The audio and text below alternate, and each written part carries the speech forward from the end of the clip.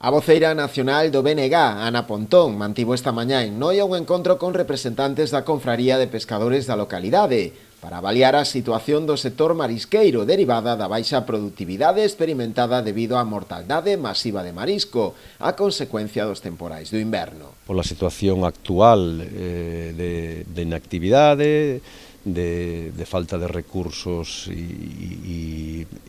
de un pouco un plan marco para xestionar esta situación nas que nos atopamos, que é unha situación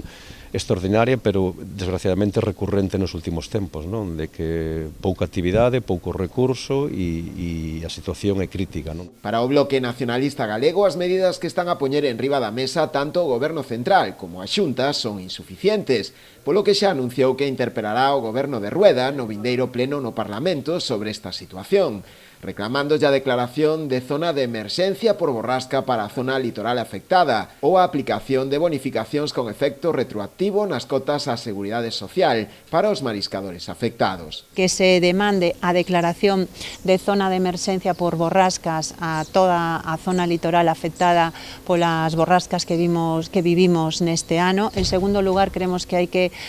aplicar bonificacións para as cuotas das mariscadoras con efecto retroactivo desde o mes de novembro. En terceiro lugar, entendemos que a Xunta de Galiza debe ter un plan específico para axudar o sector marisqueiro neste momento, con normas claras e con recursos suficientes. Por último, a nacionalista tamén se referiu a un problema que afecta especificamente ao Pósito noiés, como é a falla dun protocolo de baleirado no encoro do Tambre, que provoca tamén o incremento da mortaldade de marisco na ría. Levamos moito tempo reclamando que ten que haber un protocolo que sexa claro en como se ten que producir ese baleirado e que ten que haber sancións ás eléctricas cando hai un incumplimento